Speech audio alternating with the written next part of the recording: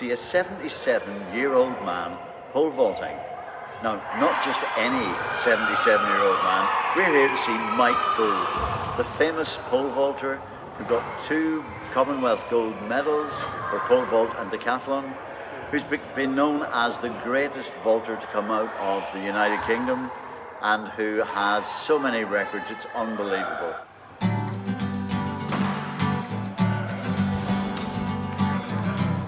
Okay, yeah, I pulled it off because I was drifting to the right. Okay. And I don't usually drift to the right, but I think, okay, that's probably the best end I've had.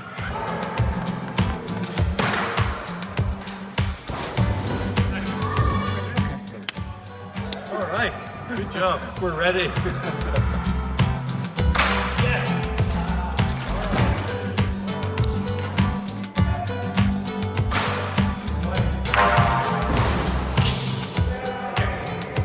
So, we've seen the famous Mike Bull in action. Wasn't that amazing? And it was also wonderful to watch young Jamie. I'm sure we'll see a lot more of him in the future too. Now we'll head back to studio, where Mike is going to show me what helps us as seniors to get fit round the table. Welcome to this edition of Fit Round the Table, where we explore developing our fitness for later life with some of the foremost experts available in this field. Today we're joined by Dr. Mike Bull, double Commonwealth gold medalist, Olympic Games finalist, Masters Athletics World Champion, former TV presenter, university lecturer and fitness coach for both the Ulster and the Irish rugby football squads. Mike, I'm so delighted you've joined us to fit round our table here at NVTV. And let's just launch straight in. What's the key ingredient for getting fit for life in older age? I really think that one of the advantages I have is that I never stopped. A lot of people retire, they've had the sport, they've had enough of it, they want to retire. I never really retired, I just kept going at a different level, at a lower level. But I mean, we get sent these cards every anniversary of the Olympics, which they're very nice gold-plated cards if you're a member of the British Olympic team. And it says on it, once an Olympian, always an Olympian. And I think that encapsulates the mental sort of attitude towards it. I probably couldn't exist without exercise. I'm as addicted to it, as any other favorable addiction could be. But the arguments for and against are so overwhelming nowadays from a health perspective, not just a fitness, because people get confused. Fitness and health are not identical. They overlap, obviously. But the ways in which, as you get older, you can improve your fitness are well documented, they're well tabulated in all the university research going on. There are tremendous benefits from just keeping moving, and keeping moving is really the important key. And I guess the hard thing to do is to motivate yourself not to grab the slippers at retirement age and head straight to the sofa. Yeah, or even, to walk the dog, it isn't enough, because the value, and even with the older citizens, the value of exercise can only be achieved if it's progressive. The walk around the park, which is the same walk around the park you've done for 10 years, loses its fitness. It may be quite good for your brain and all that, and for your well-being emotionally, but for your fitness levels, it's quite specific how you improve your fitness. There are four things that you can do. You can improve your strength, you can improve your stamina, endurance, you can improve your speed, even at our age, and you can improve your suppleness. So 4 S's of fitness, and they belong to all ages, and we can address them. And of course, most people assume at our age, and because there's only 2 or 3 years between us, that we can't do things like run or jump or climb or those sorts of things. Yeah. I got a lot of attention for pole vaulting at, I think it was 75, whenever I my last little splurt.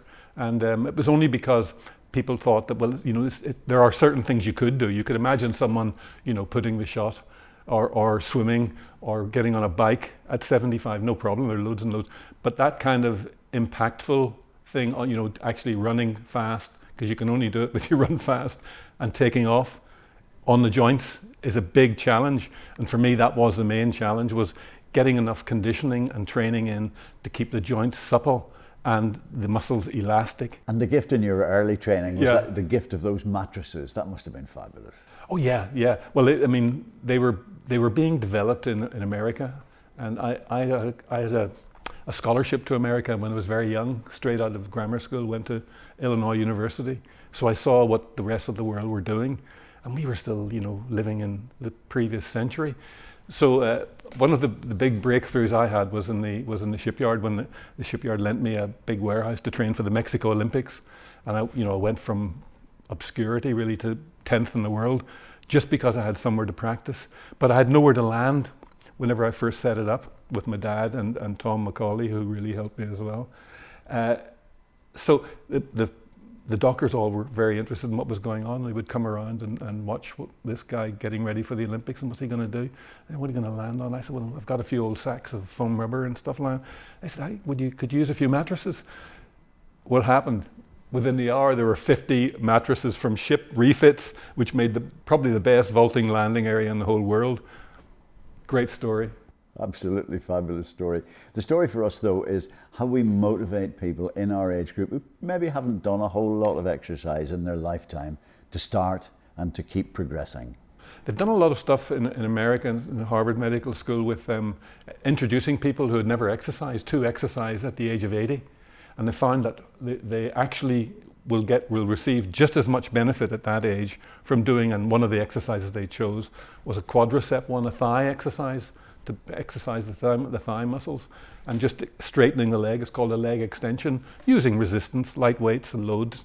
And they got something like between 20 and 30% improvements in the muscular efficiency over a period of time. So I guess the message from all that kind of research that's going on at the minute is it's never too late. There's a great friend of mine still competing in the Mr. Universe competitions, and he's 88. Eric Dowie from Bangor, 88. 88, and wow. He can't wait for his 90th birthday. The hard thing in our age group is maintaining core strength, maintaining quadricep strength so that we don't fall over. Yeah. So that exercise that you just quoted. Yeah, it's important. I'll hope to show you some of the kind of things you can do even without sophisticated equipment to keep the core, to keep the leg strength and the upper body flexibility. Okay, why don't we just do it? All right, let's go.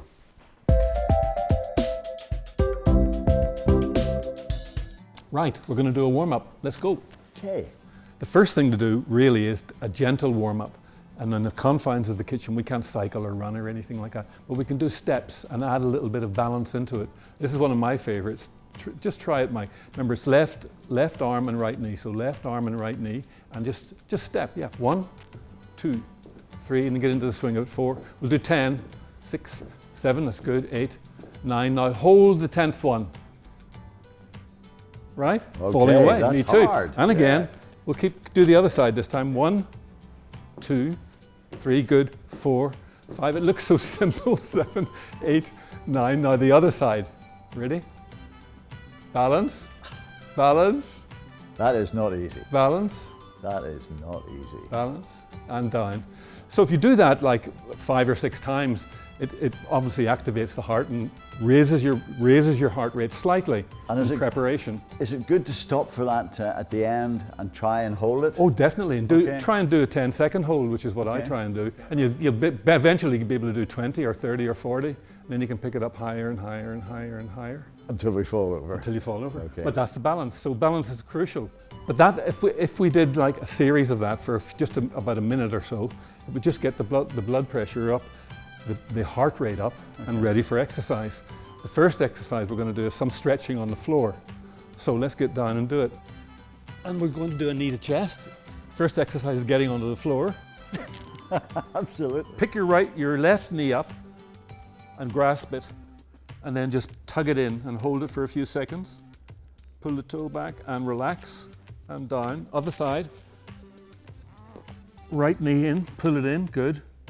Hold it for a few seconds. Up and down.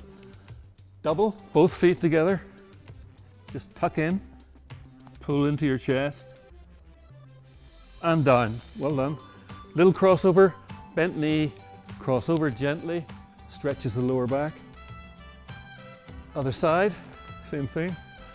just gently over with the right. Hold and back. Now, pull the heels back. This is a gentle hip pop, just for the pelvic girdle. Just pop up your hips and down. Don't hold it too long. Just do 5, 2, 3, good, 4 and 5. Excellent. On your knees, and we do a gentle lower back exercise, which is called hump and hollow. Put your chin on your chest, round your back, round it, and then look up at the ceiling and hollow your back. So it's hump and hollow, hump and hollow. Hump, 4 and hollow. One more. Hump and hollow. Okay, on your feet. How was that? That was good. All right. Good, yeah. So we'll just go through the body parts now. We'll try and do a shoulder exercise first. Okay. So can we use our weights, our state-of-the-art? Of course. State-of-the-art Our weights. state-of-the-art weights. Absolutely. Oh, All I want you to do with these, Mike, is okay. just, it's called an alternate dumbbell press. So it's one arm at a time, overhead, and we'll do 5 each side. I'll count. 3, good. 4, 5, good. 6, 7, 2 more, 8, 9, and 10. Okay, well, the other thing I want to do is complementary exercise for the chest, and we can use our kitchen table for that. Okay. We sure I can get back off the table again after I'll this? catch you. So overhead, Okay. touch them in together, bend your elbows slightly, breathe in, and just sweep wide in a flying movement. 1, and back, that's good. And 2, and back. Breathe in as you go down, breathe in and out. 3, probably feel your chest muscles stretching at the side. That's good, good. Couple more. And 1 more. Well done. Okay. Right, the major muscle group in the body is the quads and the glutes, hips and thighs. Terrific exercise. We use our kitchen chair, and it's a squat exercise to touch the chair. So supposing you start in the touching position, so you're just sitting, hands on thighs. I'm going to ask you not to push down on your thighs, so we'll actually put our hands down by our thighs and just stand up to there. That's 1, and down and up. Now that's a squat exercise. A test is if you can do 10 in 10 seconds. You should be able to do 10 in 10 seconds. At my age? Yeah. Okay, right. Ready? You're running the watch? Okay. And go. 1, 2, 3, touch down. 4, good. 5 seconds. 7, 8, 9, and 10 in 11 seconds. So you can improve that. When you get used to it, you can improve it. Did it feel okay? Did you notice me speed up towards the end? Let's go quicker. But if you were doing 20 of those, you would notice it. Yeah. I already feel it. It's a tough exercise. Yeah. Okay. Right. Move from the legs to specifically to the arms. Bicep alternate again. So it's 1 arm at a time. The arm biceps do the curling, and you're curling your little finger up towards your ear, but no arm swinging. Just swinging. Everything nice and controlled. Okay. And again, And we'll do it's quite slow. Up. everything nice and slow and steady. I mean, there are some people who just concentrate on the slowness of it, but make sure you go the full range, Mike, all the way down. Straighten that left arm all the way. Good. That's better. Good. So you do a full straight movement, and that's the biceps main pulling movement for the main pulling muscle for the body. And 1 more on that side, and relax. If the way that the muscles work in the body and when you're exercising they're called agonist and antagonist. So your agonist muscle in that exercise is your bicep, as I've said. It's doing the work. But at the back, there's an antagonist. It's called the tricep, and it stabilizes the joint. When this shortens, this one lengthens. And the whole body is made the same way. The calf, the muscle here, chest, back. That was a muscle for the agonist, the bicep, right? Its antagonist is tricep. And this is the exercise for it. Leaning on the table, elbow held high and stretch back. Try that. So it's on here, just relax your muscles on your knees and straight back. Now you must, important to get a lockout with your elbow at the start, and keep that elbow high as you let the can drop. Don't let that, that's better. Just that's like a pivot joint. Good, 3. Mike, I wouldn't like to be trying to sneak anything past you. 4, It wouldn't work. 5, no, you're doing good. 7, 8, all right, try the other side. See if there's a weak side and a strong side. This is your left side, elbow high, that's your starting point, and then bend. And keep that, good. 3, 4, 5, good. 6, 7, 8, 9, and stop. Well done, that's fine. They were good. They were good. Thank goodness I'm not driving home tonight. Biceps and triceps will be tired. But if you do enough of those, it will be, you will feel it there. Okay, finishing movements, we want to do some core, and the muscle groups around the torso, the abdominals, the erectors the abdominals at the front and the erectors at the back. But first of all, I want you to try a side bend movement first. And this is for the obliques at the side, feet apart, free hand behind head, and that arm straight, and you're just side bending and back to the middle. And this is a must for all the golfers. Good. It works what used to be called in non-woke days the love handles at the side, which we don't have any of those. Change, other side, same thing, and it's just stretched down to the side, and you can do multiple repetitions of this. You'll start with 10 and go to 15 and 20 very, very quickly, and that works. That.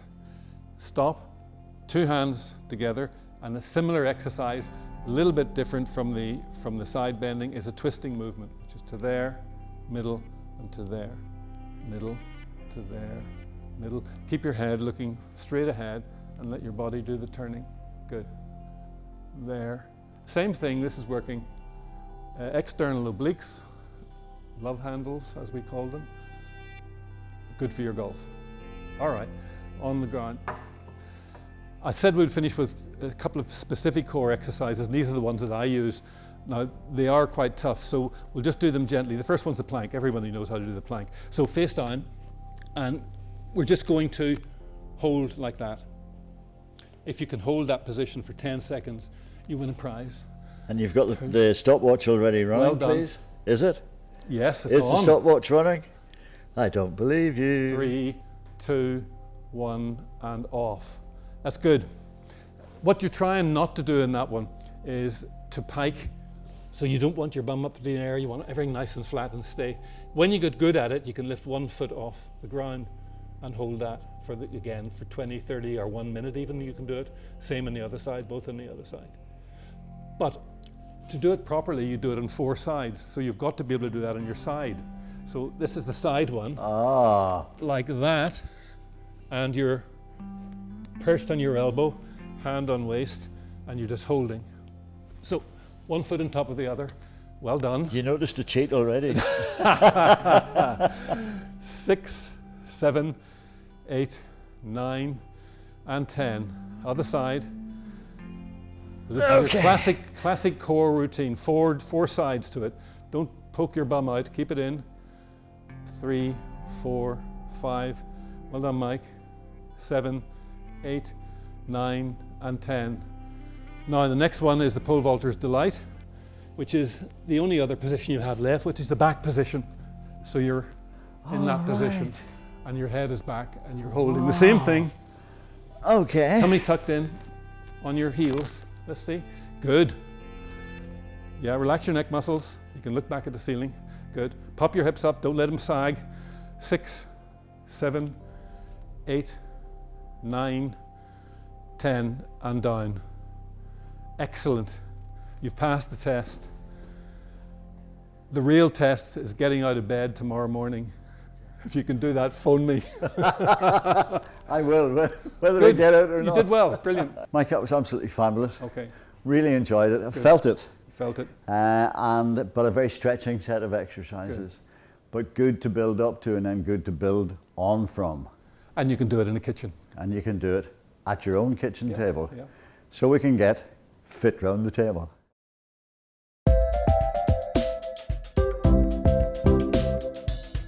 Now at this point in the programme we seek expert nutritional advice from Dr. Catherine Hughes. Catherine is a very experienced nutritionist. Her speciality is in nutrition for seniors, and we're delighted to have her expertise here on Fit Round the Table. Catherine, thanks very much for joining us. Thanks very much, Mike. I'm delighted to be here. Not a problem at all. Tell me, we've got a lot of things that we need to look at in terms of nutrition for seniors, but let's start at the beginning. Where should we be looking today? So it's really important when we're moving into older age that we try and maintain our muscle mass. If we start to lose muscle, we're at an increased risk of falls and breaking bones. And as we grow older, we do start to lose a little bit of muscle, but we need to try and maintain it. What I say, if you don't use it, you're definitely going to lose it. Alongside our exercise for building our muscle or maintaining it, we need to think about protein. Older adults need really high quality proteins in their diet to try and maintain their muscle. So high protein things like lean meat, fish, dairy products, legumes. If you follow a plant-based diet, then things like tofu, soya, microprotein, which you might see in the corn type products. Also yogurts, cottage cheese is a great source of protein as well, and eggs. One of the very hard things when people get older, sometimes they end up on their own, and sometimes they just really can't be bothered to cook a full meal such as you're describing. What are the easy outs in that situation? Okay, so we would always say, number one, focus on food, but we realise when people are frail, they might have some functional disabilities that makes really preparing food difficult. You might have a decrease in appetite as well. If you really are stuck and you think that you're not getting enough protein in your diet, things like trying to incorporate some chicken. The egg is a great thing because it's so versatile. You could add eggs into your breakfast because there's not a lot of protein normally in breakfasts. If you've got a really reduced appetite, you could buy a protein bar and cut it into 4 and take little snacks throughout the day. That'll give you nearly half your protein requirements for the day. Or you could take those high protein yogurts. If you're overweight, you're best to go for the low fat option. But if you're struggling with weight and you're a little bit underweight, go for the creamy full fat versions. And that will really try and maximize your protein intake to keep those muscles strong. What about things like, say, peanut butter? Does that help? Yeah, you can. Yeah, you can put in peanut butter. Cottage cheese is the best one if you like that. A small pot of cottage cheese will provide a huge amount of protein into your diet. And eggs, you can put eggs in your diet across the day. You know, and we don't have to stick to that rule that we would have heard in, the 80s, 1 egg a day. That's no longer based on science. You can incorporate eggs right across the day, but also those high protein products if you're really struggling to meet your protein intake, because we find it's these high quality proteins that older people need.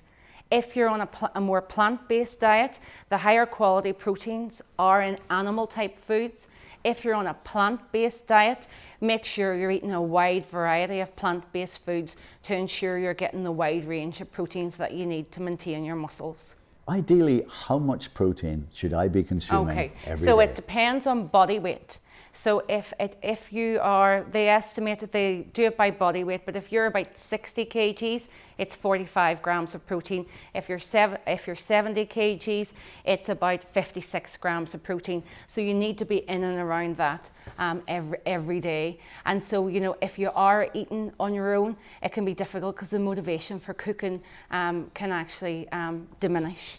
So you need to think about, your meals and planning them out a little bit. So for those of us who are still in old money, what we're talking about is half a quarter of a pound a day. Yeah, approximately. Basically, yeah. Okay, that's great. That sounds really easy.